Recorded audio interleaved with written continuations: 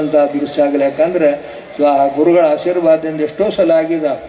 ನಾವು ಕೂಡ ಆಶೀರ್ವಾದ ಮಾಡಿದಾಗ ಅಂಥ ಇದನ್ನು ನೀವು ಮಾಡಬೇಕಪ್ಪ ಅಂತವ್ರು ಹೇಳಿದಾಗ ಅವರು ಒಳ್ಳೆ ನೀವು ನೋಡಿದಿರಿ ಬಹಳ ಎಷ್ಟು ಆಸಕ್ತಿಯಿಂದ ಅವರು ಮಾಡಿದಂಥ ಒಂದು ಇದು ನಿಜವಾಗ್ಲೂ ಕೂಡ ಎಲ್ಲರಿಗೂ ಸಂತೋಷವನ್ನು ತರ್ತಕ್ಕಂಥದ್ದು.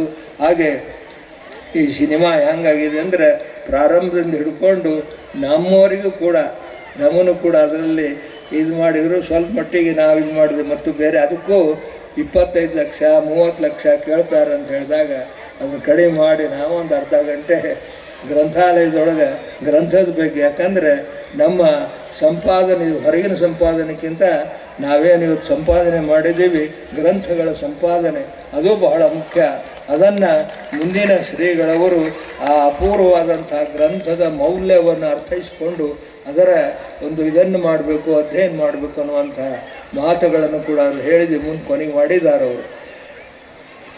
ಇಂಥ ಸಿನಿಮಾ ಇದನ್ನು ಕೂಡ ಇವತ್ತು ಭಕ್ತಾದಿಗಳು ಅವ್ರು ಕೊಪ್ಪಳ ಜಾತ್ರೆಯಾಗ ನಾನು ತೋರಿಸ್ಬೇಕಂದ್ರೆ ಅದು ಸಾಧ್ಯ ಆಗಿರಲಿಲ್ಲ.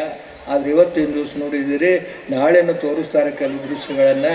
ಇದು ಸಿನಿಮಾ ಅವ್ರು ಹೇಳಿದ್ರಲ್ಲ ಮಾರ್ಚ್ ಏಪ್ರಿಲ್ದೊಳಗೆ ಬಿಡುಗಡೆ ಆಗ್ತದೆ ಅಂತ. ನೀವೆಲ್ಲ ಆಸಕ್ತಿಯಿಂದ ಅದನ್ನು ನೋಡಿ ಪ್ರೋತ್ಸಾಹಿಸಿದರೆ ಅದಕ್ಕೆ ನಿಜವಾಗಲೂ ಕೂಡ ಆ ತಾಯಿ ಗೌರಮ್ಮ ಮಾಡಿದ ಆಕೆಯ ಪ್ರಯತ್ನ ಸಾಹಸ. ಯಾಕಂದ್ರೆ ಸಿನಿಮಾ ಮಾಡೋದೊಂದು ಸುಲಭ ಅಲ್ಲ.